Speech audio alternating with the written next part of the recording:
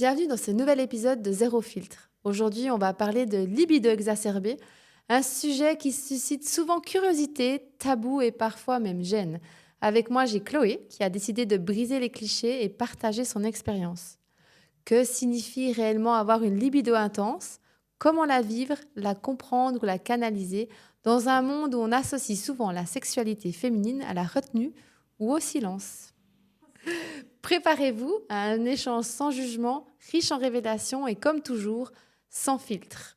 Je te souhaite une belle écoute. Être une femme, c'est terriblement compliqué. Les hommes et les femmes devraient avoir les mêmes droits. Zéro Filtre, un podcast qui t'invite à explorer des sujets dits tabous en toute simplicité. Le jour où les femmes diront la vérité, les journées n'auront pas la même saveur. What's wrong with being confident? Dans chaque épisode, plongez dans des témoignages honnêtes, de la confiance en soi à la maternité. Tu as une vraie plateforme. Ce que tu dis a de l'importance. Je ne me suis jamais permis de souffler, ne serait-ce que 15 jours.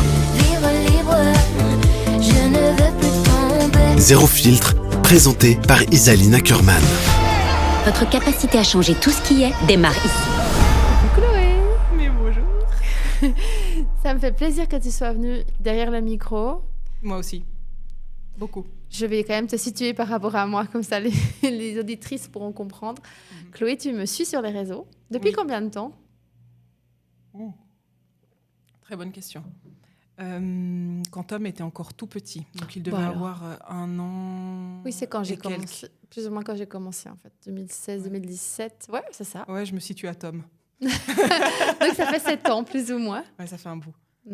Et pour te remettre dans le contexte, justement, tu as réagi à une de mes stories où on parlait justement du désir, Oui, de la libido qui baisse et tout. Et tu m'as dit, ah non, mais moi, je me sens pas du tout concernée avec ça. c'est vrai. Et tu t'es proposé à venir témoigner, ce que je suis très reconnaissante de te voir aujourd'hui derrière ce micro. Donc, je vais te laisser la parole d'abord. Est-ce que tu peux te présenter en quelques mots pour justement celles qui nous écoutent ? Alors oui, je m'appelle Chloé, j'ai 35 ans.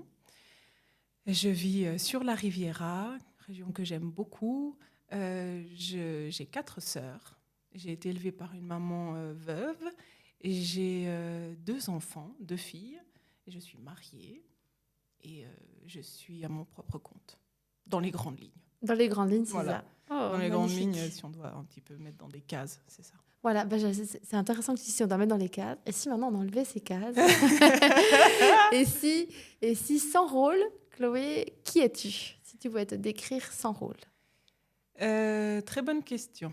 Si je devais me décrire sans rôle, je suis quelqu'un de très optimiste. J'aime profondément les gens. Profondément, c'est quelque chose qui m'anime beaucoup. Je suis loyale en amitié, de manière générale. C'est vraiment quelque chose que j'aime beaucoup. Je suis très franche, dans les 2 sens. On peut le reprocher comme on peut apprécier ça. J'aime beaucoup rire et j'aime faire rire. Souvent, ça va de pair. Ouais, je pense que dans les grandes lignes, c'est ça. J'aime l'efficience, j'aime être efficace et j'aime être dans un certain bon sens. J'aime faire les choses avec du sens, de manière efficace et avec bon sens. Ça résout bien, pas que ça résout, ça me correspond bien. Ça, je dirais. Tant professionnellement que privé. Et j'aime beaucoup chercher, trouver. Dit comme ça, c'est un peu bizarre. Mais disons que j'aime bien chercher les bonnes affaires. J'aime beaucoup le seconde main et j'adore chercher la pépite que tout le monde n'a pas encore trouvée. Les trucs d'enquête, chercher des activités originales, ce genre de choses. J'aime chercher, trouver. Voilà. Bah, merci pour cette description. Un peu particulière, mais c'est ça. Ah non, c'est chouette. Voilà. Et ça me fait penser que justement, on s'était rencontrés à l'époque pour un achat deuxième. Oui, que j'ai toujours. Bah, voilà. Qui est toujours sur mon vélo. C'était un siège vélo Oui. de Tom. Et oui, Ouais, tout passe. Hein. On doit vendre des choses des fois. c'est ça. Non, mais vraiment, j'adore. Ben, du coup, tu es là. Qu'est-ce qui t'a donné envie de venir témoigner sur ce sujet particulier quand même ? c'est un sujet déjà qui m'a toujours habité, aussi loin que je me souvienne. Je pense que mes premiers souvenirs liés à tout ce qui est la sexualité, pas la vraie sexualité, mais tout ce qui est lié aux sensations que peuvent réveiller la sexualité ou l'attrait d'une personne, etc. J'avais déjà 4-5 ans. Ah, c'est tôt. Oui, c'est très tôt. Mais je m'en souviens bien de ce que ça a réveillé en moi et ça m'a en fait jamais quitté, à n'importe quel âge. Et du coup, quand tu as entendu mes stories sur la libido, sur le désir qui n'était pas là, qu'est-ce que ça a évoqué en toi? Que moi, c'est justement quelque chose que j'ai jamais traversé. Ou de manière exceptionnelle, mais c'était plus lié à post-accouchement, où là, j'avais eu vraiment des, si on doit rentrer vraiment dans le vif du sujet, des très grosses déchirures, et ça avait été une catastrophe avec vraiment des violences gynécologiques assez graves. Et du coup, là, ça a impacté ma libido, mais pas tant ma libido, ce que je souhaitais, mais plutôt dans ce que je ne pouvais plus faire.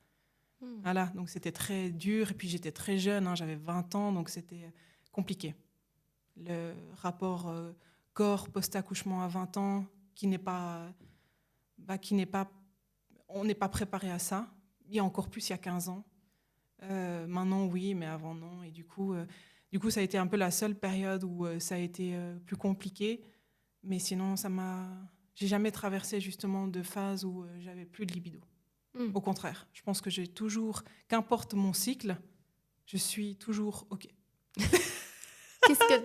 Tu es toujours OK. Qu'est-ce que tu entends par tu es toujours OK? Je suis toujours partante pour avoir un rapport, qu'importe quand, de la journée ou de la nuit. D'accord. Voilà. Effectivement, c'est très intéressant parce qu'on connaît les statistiques. Puis je pense que est-ce que tu as écouté le... Attends, je te laisse boire. Je pense que c'est très intéressant parce que je pense que tu as écouté l'épisode avec Céline où on en parle. Oui. Les statistiques prouvent un peu le contraire, en fait, Oui. que les femmes, on a moins d'envie, moins de libido et que c'est beaucoup plus lié aussi au contexte. On en avait parlé dans la charge mentale notamment. Oui. C'est vrai, mais non. Mais je pense que, par contre, c'est une réalité véridique que ça concerne beaucoup de femmes. Et c'est pour moi ça a toujours été justement compliqué parce que je ne me suis jamais reconnue dans d'autres femmes. Et en fait, quand toi, tu as parlé de ça justement par story, je me suis dit, mais en fait, il doit sûrement y avoir d'autres femmes qui ne se reconnaissent pas dans ce qui est la généralité. Mais il n'y en a pas tant que ça. Ouais, c'est bien. Donc, tu es venue libérer la parole pour toutes les autres qui ne se manifestent pas et qu'on n'entend pas. C'est ça. Et en fait, j'ai l'impression qu'on est soit dans la case, justement, je vais mettre des guillemets pour le côté classique, où c'est les hommes qui ont plus envie, où justement, ils ont un désir réactif, comme elle racontait Céline, oui, c'est juste. Et les femmes... moins, ou en tout cas cycliquement, en fonction de leurs hormones, etc. Ou alors, on est un peu directement mis dans une case nymphomane. Voilà. Oui, c'est vrai. Et il n'y a pas vraiment d'entre-deux. Et honnêtement, même moi, dans mon entourage, en ayant discuté avec d'autres femmes, qu'importe amies, copines, connaissances, familiales, il n'y en a pas tant que ça. Pour dire, je crois que j'en connais qu'une. Plus ou moins comme moi. Ok. J'ai quand même envie de soulever là l'idée de peut-être... Est-ce qu'elles osent dire? Alors, je pars du principe que normalement, si on a un rapport de confiance avec la personne, après c'est clair que si c'est des connaissances éloignées, un peu moins, mais je trouve quand on est entre femmes, la parole, elle est quand même un peu plus libérée. Mais c'est selon moi. Et justement, on va plus oser dire... qu'est-ce qu'on aime ou qu'est-ce qu'on n'aime pas voilà. Et puis ça va peut-être pas forcément être dans des grosses discussions où c'est très profond, mais même on l'entend avec des petits moi il fait beaucoup de sport donc vraiment sa libido elle est forte et j'arrive pas à suivre le rythme ou ce genre de choses ou voilà où j'entends une certaine fatigue, la charge mentale des enfants, le postpartum, ça c'est vraiment des trucs que j'arrive vraiment à comprendre chez les femmes. J'arrive à comprendre, mais pas forcément à le ressentir. Et toi, c'est pas ce que tu ressens toi au quotidien. Voilà, moi, je vais plus facilement comprendre les hommes là-dessus. Moi, j'aimerais revenir. Tu dis que c'est dès l'âge de 4-5 ans, je viens d'enregistrer, alors je ne sais pas si à quel moment je vais les mettre dans l'ordre, les épisodes, mais je viens d'enregistrer justement un podcast avec Céline sur la masturbation féminine. Et toi, tu dis que tu as découvert tout ça, peut-être pas la masturbation, mais très jeune, vers 4-5 ans. Est-ce que tu peux nous en dire plus? Comment ça s'est passé? C'était avec mon amoureux de l'époque, qui s'appelait Thomas. Mais non. 4-5 ans? Ouais, alors c'était des bisous, tu vois, rien de de transcendant, mais ça a commencé comme ça. Et je me rappelle les premiers bisous qu'on a échangés, c'était dans le car qui nous emmenait faire une sortie scolaire dans un zoo, tu vois. Et en fait, ces premiers échanges-là, ça a vraiment réveillé, j'ai presque envie de dire, une passion, quoi. Et passion qui s'est développée. Voilà. Comment tu as été accompagnée par ta maman? Parce que tu dis que tu as été élevée avec 3 autres... 4, oui. Vous êtes 5? Ouais. Waouh, 5 femmes. Ouais. Waouh, magnifique. 6. Pour le coup, on est dans un univers très féminin, c'est vrai. Et peu masculin. Mon papa, lui, il est décédé, j'avais 6 ans. Donc, on a grandi beaucoup entre femmes. C'est vrai qu'on est... c'est un royaume féminin, quoi. Mais ma maman n'a jamais eu forcément même pas de tabou avec la sexualité, donc elle nous a toujours expliqué. C'est clair que même moi, maintenant, en tant que maman, je me dis, les questions, des fois, qu'on peut poser... il faut s'accrocher. Des fois, ça peut me mettre beaucoup mal à l'aise. Mais ma maman, pas. Alors, elle l'expliquait plutôt dans le côté technique, factuel, théorique. Mais si on lui posait la question de pourquoi ça nous fait des guilis dans le ventre, des papillons, c'est égal. Mais elle arrivait à nous expliquer ce que ça nous faisait. Si on venait de regarder un film où il y avait une scène légèrement érotique, elle l'expliquait. Donc, il n'y avait pas de sujet un peu comme ça. Donc, tu as grandi dans un environnement très accompagnant par rapport à ça, par rapport à la sexualité. T'es dans ta position de la... On ne dit pas fratrie, du coup, on dit comment? C'est que des sœurs? Je crois qu'on dit aussi fratrie, mais j'ai aussi entendu qu'on pouvait dire sororité. Oui, voilà, on va dire ça. T'as quelle place dans la sororité? L'avant-dernière, je suis la 4e. Je suis la 4e, et puis je pense que de fait d'avoir été élevée par une femme, ça nous a quand même laissé une plus grande liberté. En tout cas, du point de vue sexuel. Parce que ma maman, du moment qu'elle avait confiance en nous et dans ce qu'on pouvait lui prouver au quotidien, qu'on respectait les heures qu'elle nous donnait, etc., elle nous laissait un plus grand champ libre pour aller chez nos copains, par exemple. Pas forcément invitée à la maison à dormir, mais j'ai eu rapidement l'autorisation d'aller dormir ailleurs, sans que ce soit un truc... Voilà, je pense quand même que s'il y avait eu mon papa, ça ne se serait pas passé de la même façon. D'accord, dans un climat de confiance et de sécurité pour tout ce qui était niveau sexualité. Donc, tu as 4-5 ans, il y a ces premiers émois. Comment tu te construis à l'adolescence? À fond là-dedans. Alors là, il faut que tu me racontes à fond là-dedans. Mais vraiment, vraiment. Alors, ce n'est pas toujours évident, clairement, d'avoir justement quelque chose d'aussi exacerbé dans cet âge-là. Parce que c'est aussi un âge où on va tester le pouvoir d'attraction qu'on a sur les garçons. En tout cas, pour moi qui suis hétéro. Et donc, automatiquement, va s'en suivre la réputation qu'on aime bien nous mettre. Allumeuse... À l'époque, oui, puis encore maintenant, et on dit toujours une femme qui aime ça, elle sera traitée, comme tu l'as dit au début, de nymphomane. Un homme qui aime ça, il y a plus... c'est pas grave, c'est OK. Ça fait partie du personnage. Du standard, Voilà, exactement. Ça va être mieux vécu de la part d'un homme, beaucoup moins de la part d'une fille. Du coup, tu as vécu des années pas faciles? Du coup, j'ai de la chance d'avoir un fort caractère et je pense que c'est ça ça m'a sauvée, mais en tout cas, ça m'a permis de ne pas sombrer ou de pas me laisser faire ou de pas... En fait, moi, je suis vraiment partie du postulat que, en fait, c'est ce que je suis. Donc, c'est soit j'accepte et je l'assume, soit, je m'effondre parce que c'est pas facile de vivre avec une étiquette que les gens adorent nous mettre parce que c'est la facilité. T'es une allumeuse pour pas dire t'es une salope ou ce genre de choses. Oui, j'aime le sexe, tu vas faire quoi? C'est un peu ça. Et puis moi, je me le suis dit déjà vers 14 ans.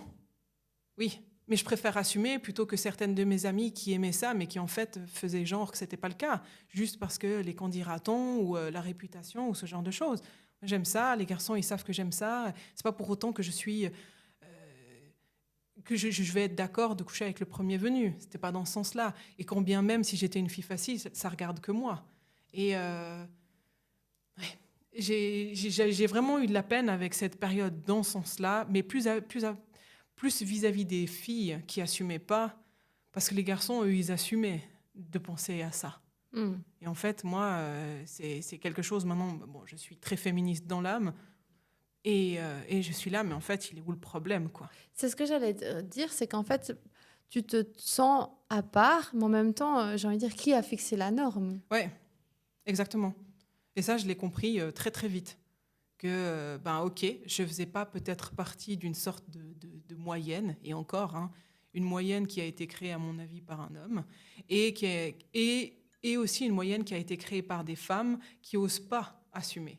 Oui, c'est ce qu'on discutait avant avec Céline, c'est justement cette part de honte qui se cache derrière le fait d'explorer son corps, d'explorer son corps, d'oser avoir du plaisir qui est encore peu assumé par les femmes. Ouais. Et puis, ça, c'est vraiment... La parole s'est libérée sur la masturbation féminine, qu'il y a peu. Hein.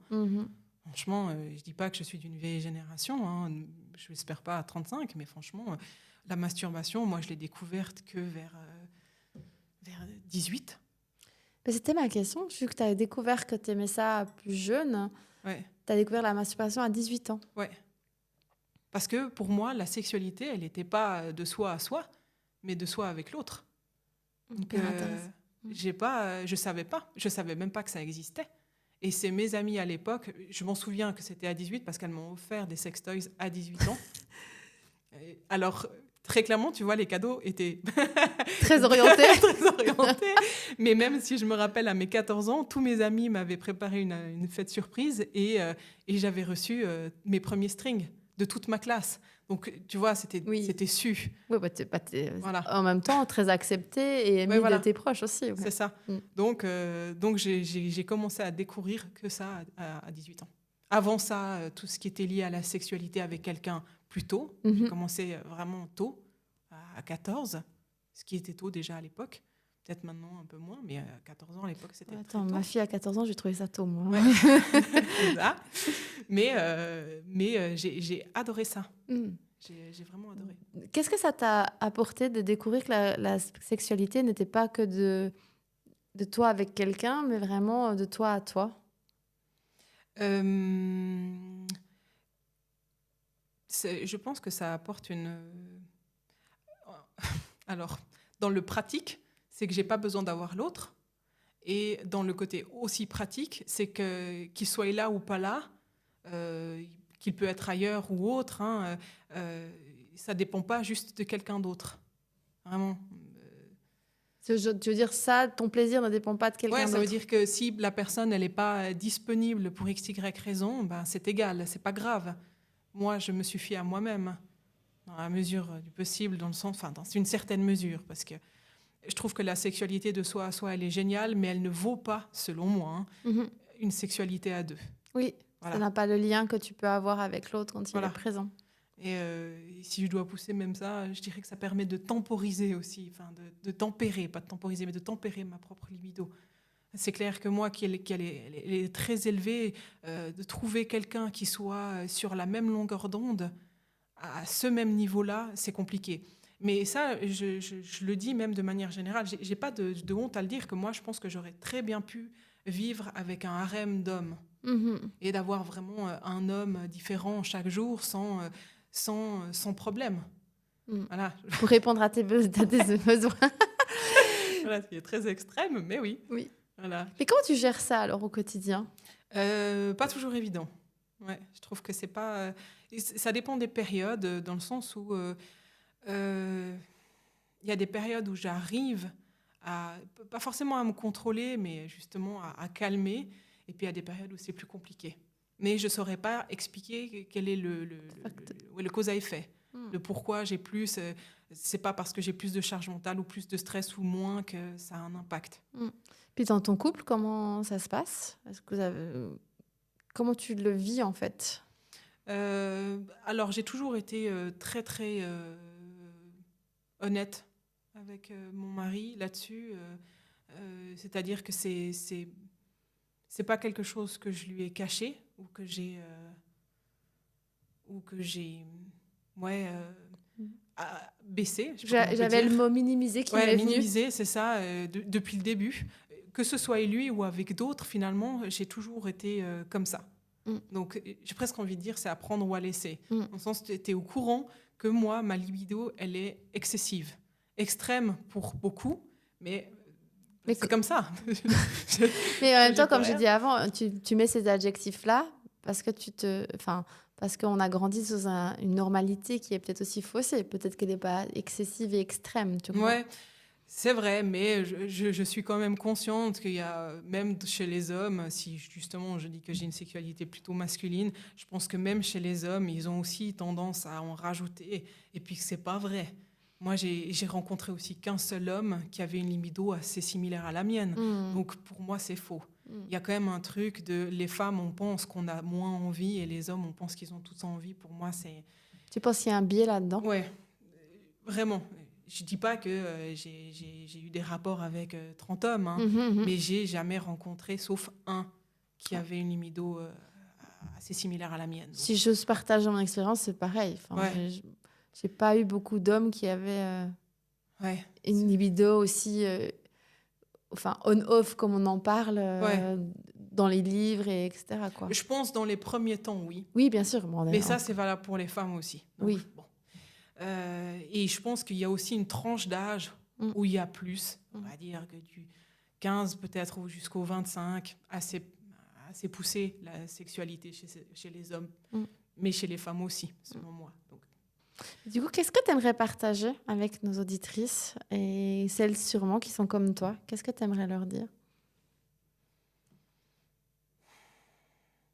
Si je devais m'adresser à des femmes qui sont comme moi... Oui, pour qu'elles se sentent incluses. Tu vois, toi, tu n'es pas senti inclus dans ces épisodes. Ouais, elles se sentent inclus. Je pense que ça... Je sais pas comment dire. Disons que je pense qu'il faut assumer. Je pense qu'il faut plus assumer de dire qu'on a le droit d'aimer sans pour autant être justement une femme facile, une allumeuse, ce qu'on veut, tous les adjectifs sexuels que les hommes adorent nous mettre. Mais oser plus être qui on est envers cette sexualité, oser plus en parler aussi, de manière générale, même avec les autres femmes. Des fois, je remarque que certaines femmes, elles vont elles-mêmes moins en parler de peur justement de créer cet écart avec leurs autres copines qui, elles, vivent le côté classique.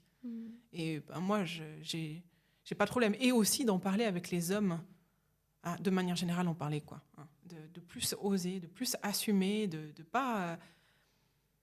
je pense qu'il y a certaines femmes qui ne savent pas tellement quoi faire de tout ça et ça peut avoir un côté très frustrant. Ça peut être une grosse remise en question aussi. Est-ce que j'ai un problème de ressentir ça de façon aussi intense? Ça peut remettre en question son couple. Qu'importe le couple qu'on vit, justement, si on s'attend à ce que ce soit la même chose en face ou pas. Et c'est pas toujours évident. Et moi, ça a été ça, justement, d'entendre ce que les autres vivent. Ça permet non pas de mettre une mesure dans son couple, parce que chaque couple, finalement, est différent. Et puis la sexualité d'un couple appartient au couple. Mais de voir, OK, qu'est-ce qui se passe ailleurs et est-ce que vraiment c'est un problème ou est-ce que c'est pas soi-même qui devons d'abord régler quelque chose et puis après avec le couple. Voilà. Bon. Je sais pas si j'ai pas vraiment de conseils vraiment très préfets avec les femmes. Mais... C'était très touchant de ce que tu as dit, d'oser être, d'oser en parler, d'oser libérer la parole dans le sens de dire, oui, moi je suis comme ça, et non plus de se formater au...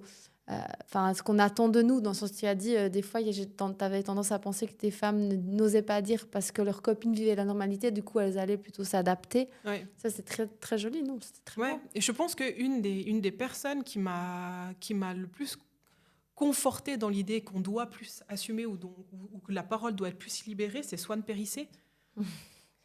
Tu dois voir. Oui, je la connais très bien sur un... Elle est incroyable et elle mélange beaucoup de sujets dans ses spectacles ou même dans ses stories sur Instagram ou dans ses posts, mais elle a la parole très, très libérée sur sa sexualité. ou sa libido, dans le sens où elle, on voit qu'elle aime ça, et elle n'aurait pas de problème à le faire aussi régulièrement. Elle le dit pas forcément comme ça, mais on le comprend en tout cas que c'est quelque chose de très assumé, puis elle le dit, quoi. Elle parle de ses plans cul, elle parle de comment ça s'est passé avec ses amants, ses amoureux, voilà, et qu'elle aime... ouais, même qu'elle ose dire qu'elle aime la sodomie et ce genre de choses. Et je suis là, mais en fait, c'est ça. On a besoin de femmes qui assument d'aimer le sexe. D'aimer le sexe, que ce soit régulièrement ou pas, mais d'aimer ça et de l'assumer. C'est pas, pour moi, c'est pas un sujet tabou, ça ne doit pas être un problème. Et puis, c'est quelque chose que je trouve que les femmes doivent un peu plus s'approprier. Voilà. Ouais. Et puis, je le vois aussi dans les tendances, des fois, Insta, où il y a des... C'est scénarisé, évidemment, mais voilà, quand mon homme, il veut, il me prend. Enfin, c'est des trucs... Tu vois, il y a des trucs... Bon, ça, c'est vraiment des choses... Je vais faire un post une fois. J'aimerais qu'on arrête aussi de rendre ça normal. Aussi le fait que c'est tout le temps l'homme qui demande, puis que la femme doit être à disposition, en fait. Je trouve ça presque dérangeant, des fois. Bah ça, tu vois, c'est un truc, pour moi, que ça a été très compliqué de déconstruire. C'est toujours l'homme qui doit venir. Ah, intéressant. Ouais. Raconte-nous. Parce que, justement, pour moi, c'est à l'homme de venir. Et si moi, je viens, ça donne encore plus l'idée que, très crûment, que je suis vraiment une salope. Tu vois, il sait que j'ai envie. Donc, si en plus, je vais vers lui, puis que je suis encore plus... Ça met déjà une pression, une attente pour l'autre. Et puis surtout, alors, mais ça, c'est pour moi, hein, mais j'ai l'impression que ça fait trop. Ouais, donc comment tu as déconstruit ça ? C'est en cours. Je pense que c'est pas évident de sortir de ça, d'être dans... Si on doit passer à l'acte, c'est à l'homme de générer ça. Ce qui signifie qu'actuellement, dans ton couple, tu es dans l'attente ? Je suis plus dans l'attente, ouais. Je préfère que ça vienne de lui. Comment tu gères ta frustration ? Beaucoup de discussions. Ouais. Heureusement que j'ai un couple où le dialogue est un édifice de base et que c'est beaucoup, beaucoup, beaucoup d'échanges avec lui et puis que c'est un homme qui est doué d'empathie. Je pense que c'est pas donné à tous les hommes non plus et qui peut avoir des discussions très profondes et arriver à se mettre à la place de l'autre. Je pense que c'est la clé, mais ce n'est pas donné à tout le monde. Ça dépend aussi où est-ce qu'on en est dans sa construction avec soi, de son développement, etc. Mais c'est clair que c'est beaucoup d'échanges. Beaucoup d'échanges, et puis c'est à moi. Et c'est ça que j'aimais bien alors, dans le podcast que vous avez fait justement avec Céline, où c'est finalement, nous on arrive avec sa propre sexualité, et c'est ça qui crée... la sexualité du couple, mais qu'est-ce qu'on fait quand notre sexualité est à ce point-là développée ? Comment on le gère ? D'où la masturbation. Très clairement, il n'y a pas de 36 chemins. Hein, ouais. C'est soit... et typiquement, avec mon homme, il disait, mais peut-être qu'il te faut développer d'autres passions pour moins être axé sur cette passion-là et pour pouvoir aussi développer d'autres plaisirs ailleurs. Et ça, c'est mon homme qui l'amène justement dans les discussions, et je sais qu'il a raison. Et c'est à moi, c'est à moi de gérer ça pour éviter d'arriver avec des pressions ou des attentes que l'autre, c'est pas son rôle non plus. D'y répondre. Et ça, c'est quelque chose que j'ai pu justement, en discutant avec d'autres femmes, voir dans quel état ça les met quand leur homme leur met cette pression-là. Ouais, ça t'a permis d'avoir une autre vision, un autre regard. C'est ça. Et tu as touché un point essentiel, je trouve, quand tu parles de développer d'autres passions à côté. C'est ce que je parlais l'autre jour, du plaisir dans sa globalité, en fait. Il y a le plaisir sexuel, certes, mais le plaisir à côté. Est-ce que tu as d'autres plaisirs dans ta vie à côté ?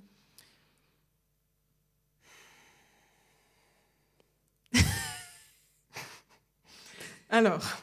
oui et non, pas autant que ça. Mais j'aime lire, j'aime beaucoup, beaucoup passer du temps avec mon mari. Ça, si on doit le mettre dans mes passions, ça en fait partie, parce que J'adore ça. Mhm. Et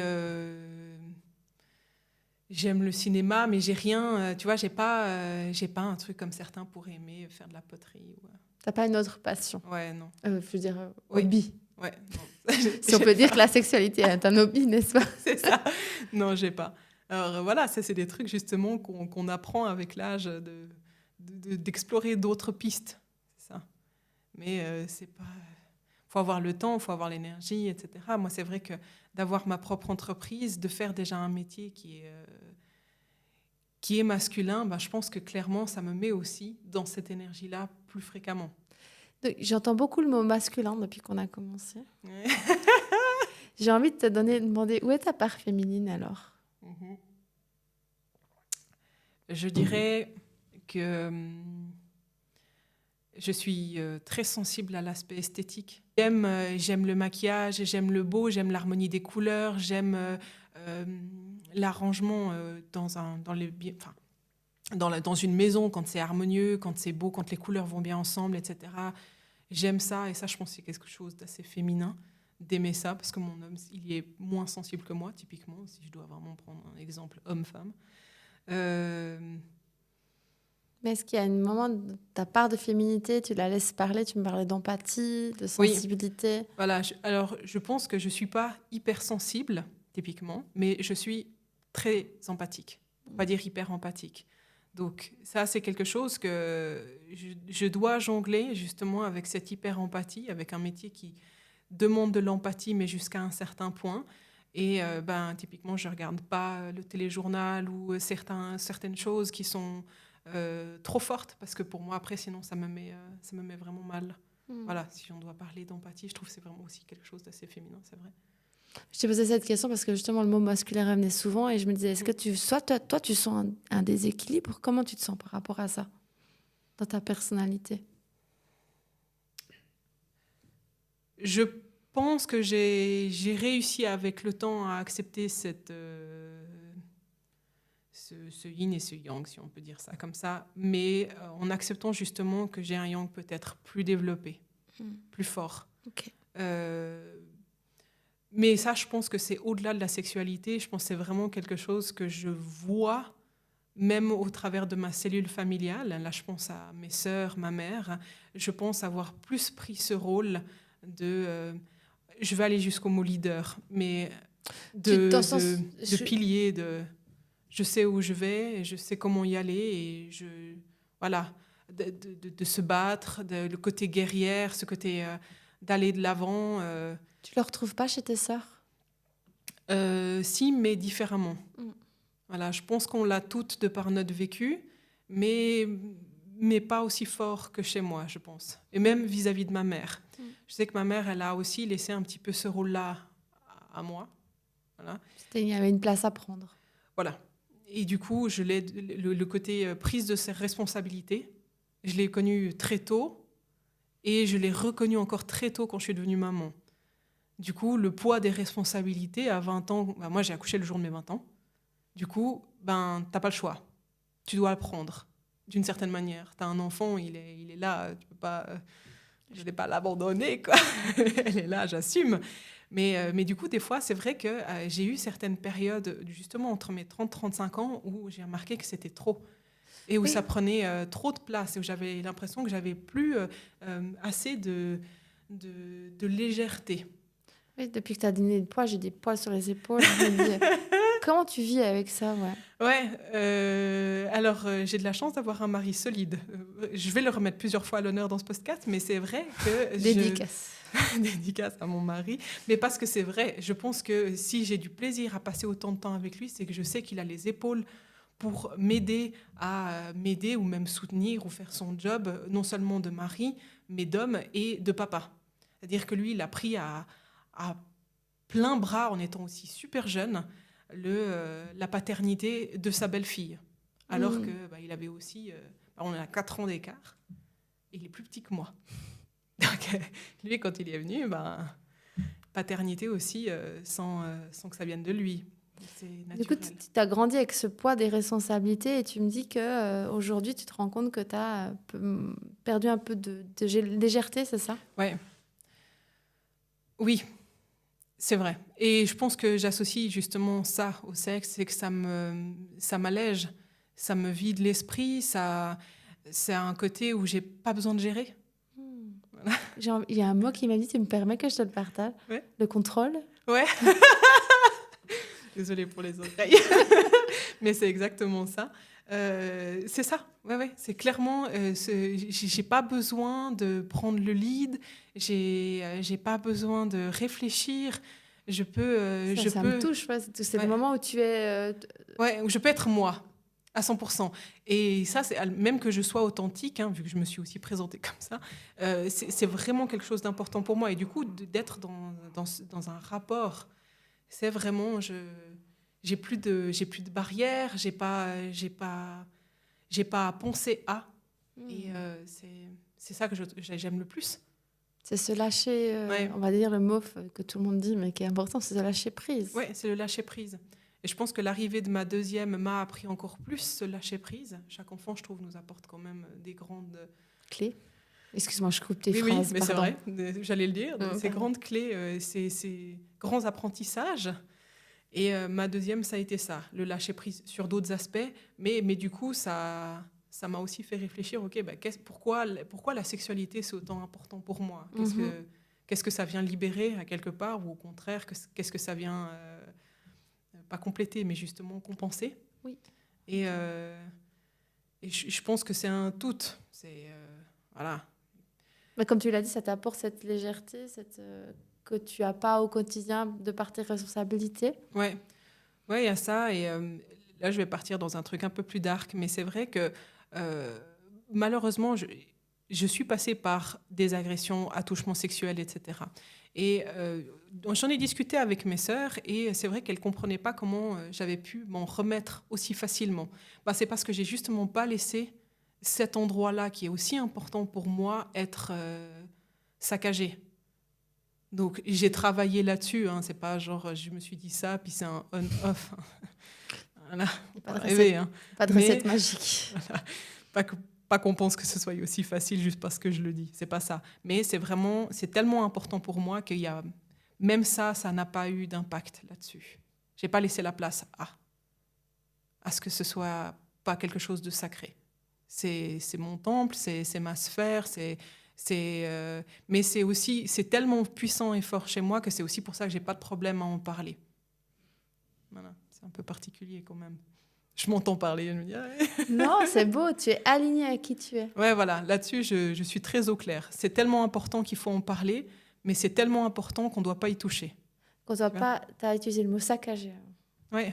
Oui, parce que finalement, que ce soit viol ou un attouchement ou comme ça peut même, et c'est presque sûr, que ça va avoir un impact sur ta sexualité.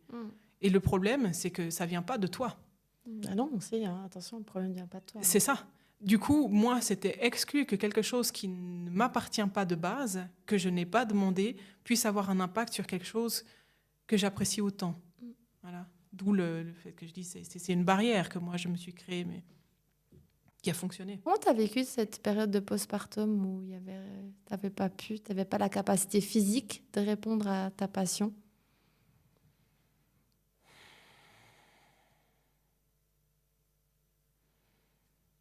C'était difficile.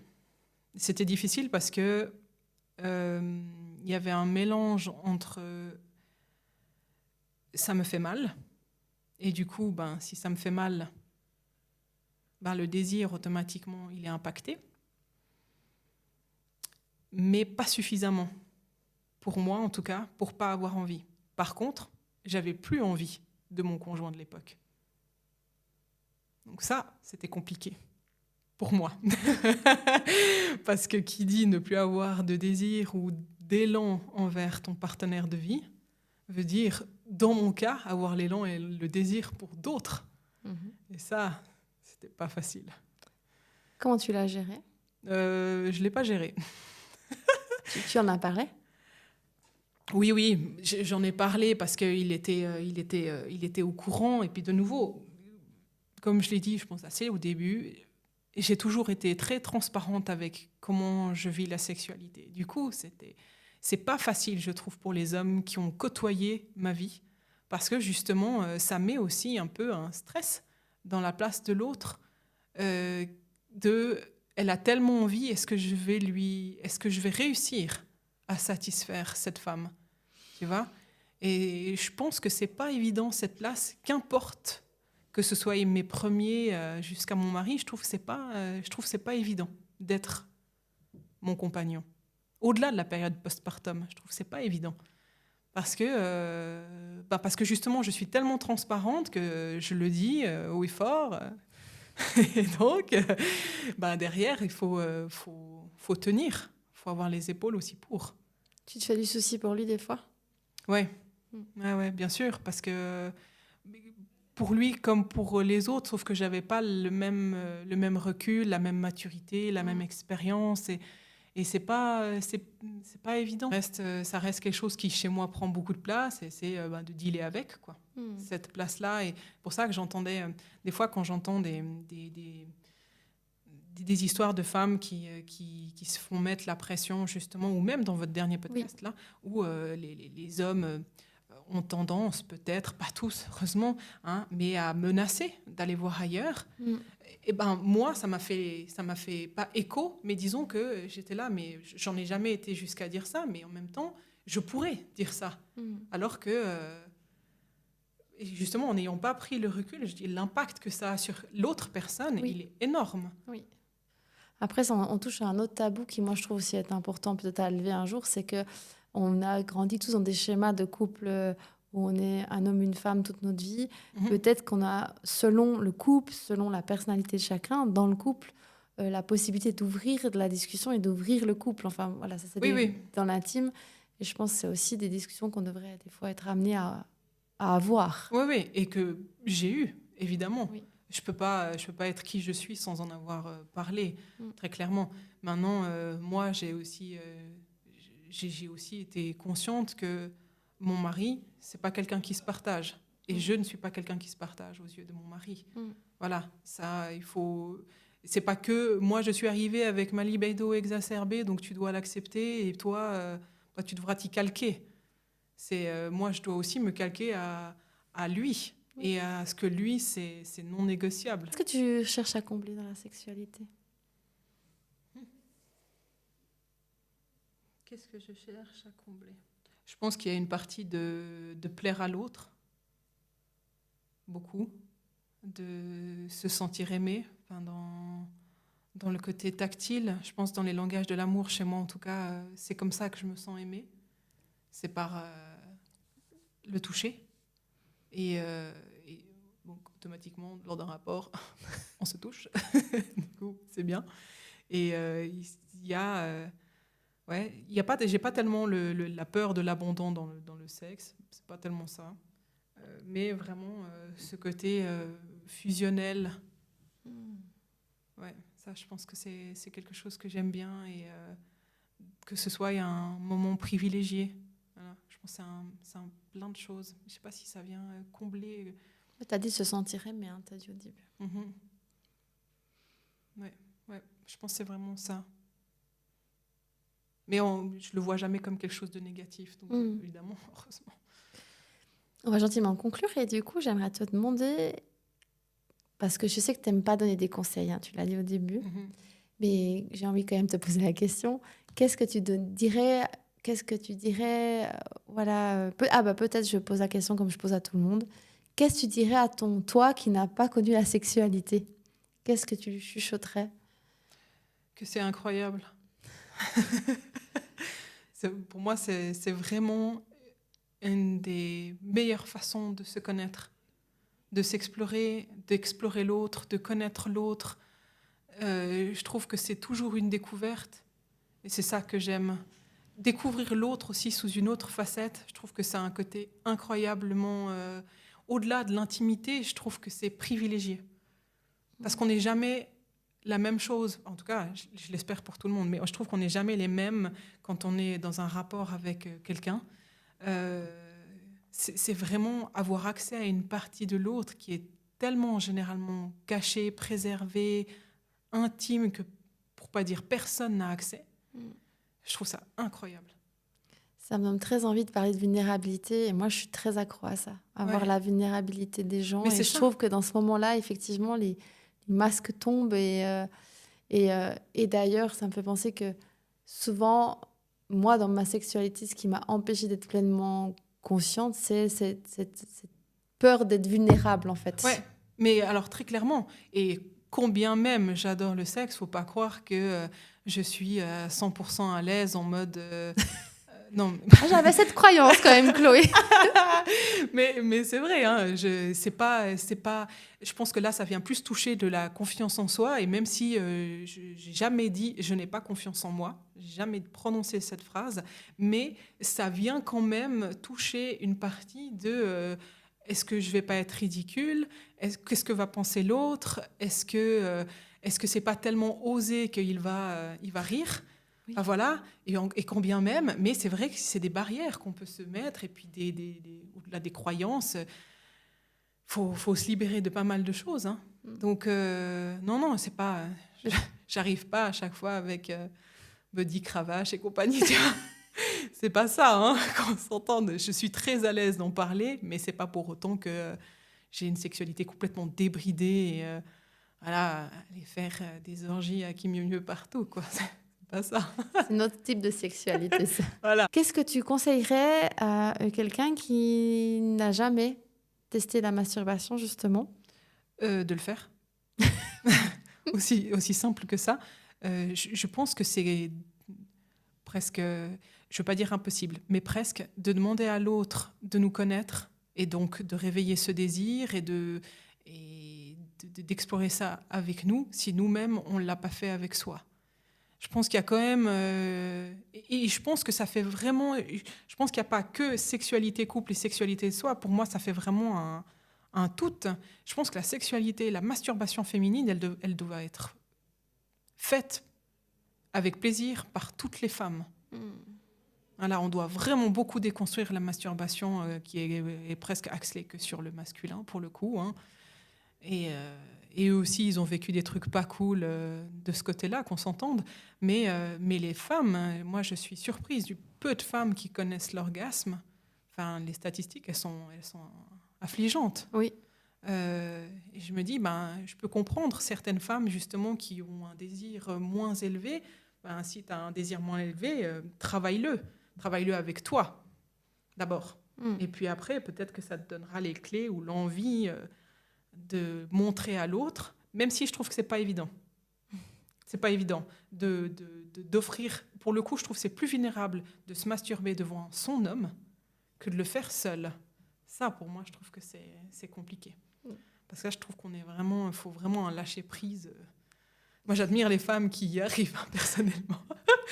mais d'avoir les outils, c'est plus on expérimente, plus on a envie. À la fin vient en mangeant. Enfin, ce genre de cliché ou de proverbe, c'est quand même une réalité. Moins tu le fais, moins tu en as envie.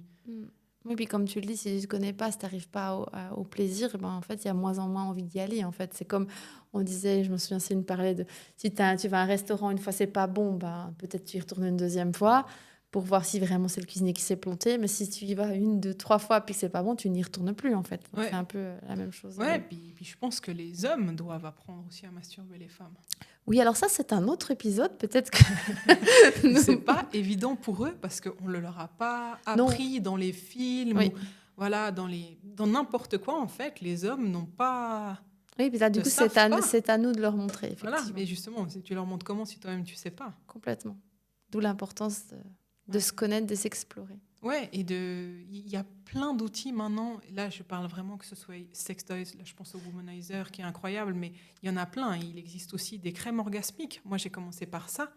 Et je ne savais pas, mais c'était dans les boîtes de sex toys que m'avaient offert mes amis.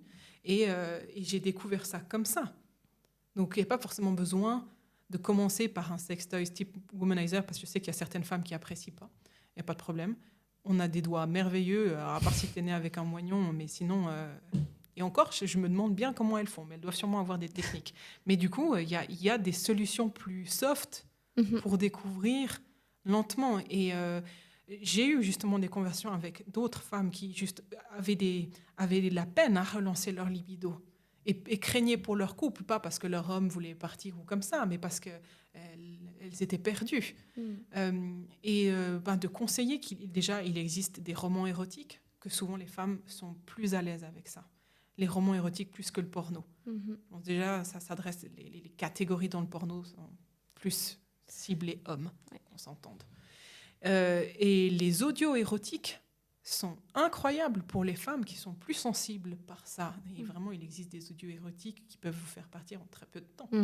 Je confirme. Voilà. On en a cité avec Céline. Fantasy, d'ailleurs. Il y a aussi Cox, Vox. Qui ont été faits par des femmes. Complètement, qui sont parfaits. Et puis après, ça se cherche sur Internet. Oui. Des BD, il y a plein de trucs un peu mieux. Et je suis aussi une femme dans le sens où moi aussi, je suis sensible à s'il y a eu du toucher durant la journée, si j'ai vu un film où il y a eu des scènes. Enfin, évidemment, je reste une femme. J'ai le cerveau d'une femme.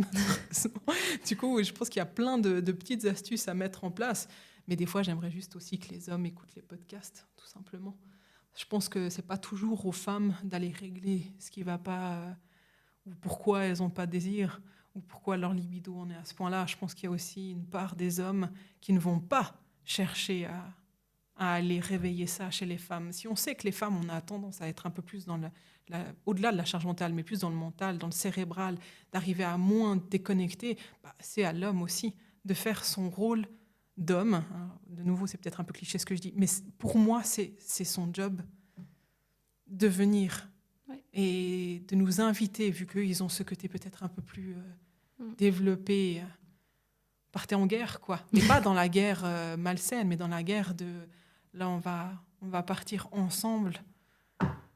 Moi, j'aime bien dire créer de l'intime, créer du lien, en fait. Créer une connexion, en fait. Oui, mais ça doit se jouer sur la journée. Là, je reviens effectivement sur le podcast que vous aviez fait, que je trouve vraiment super. Ça... C'est pas j'arrive et c'est du tout cuit. Sauf exception, comme mon cas. Mais ce n'est pas le cas de beaucoup de femmes. Du coup, on ne peut pas partir de ce postulat-là et de se dire, j'y vais, c'est prêt. Moi, si j'y vais, c'est prêt. J'y vais, c'est prêt, mais c'est qu'importe quand. Ça peut même être au milieu de la nuit. Mais j'ai le corps qui suit. Je pourrais ne pas avoir le corps qui suit. Je pourrais, par exemple, ne pas lubrifier ou ce genre de choses. Et ça serait compliqué, par exemple. Mais mon corps, il est toujours prêt. Mais c'est comme ça. Ton corps, ton mental, tout est aligné. Tout est, voilà. C'est pour ça que je dis, je pense que c'est pas... Je trouve que c'est compliqué dans une société où je trouve qu'il y a tellement d'attentes déjà sur les femmes. C'est pour ça que d'arriver avec des conseils en disant « vous devez faire ça », je pense que le seul conseil que j'ai, c'est vraiment ça, c'est explorez-vous vous-même, autorisez-vous à aimer ça et à l'assumer au sein du couple, d'assumer d'être une salope, voilà, d'être une pute et pas juste d'être la maman ou la compagne. C'est très juste ce que tu dis. La pute, on l'a quand même, et avec tout mon respect que j'ai pour les péripapéticiennes, d'ailleurs j'ai fait tous mes travaux de maturité sur la prostitution, donc c'est vraiment, je trouve, ça qu'il faut développer chez les femmes, oser ce côté-là. Des fois, je me dis c'est le pouvoir de la femme. En fait. Mais beaucoup, mais envers elle-même. T'as raison. Est-ce que tu veux ajouter quelque chose que tu as envie de partager avant qu'on clôture cet épisode et que tu n'as pas pu dire jusqu'à maintenant?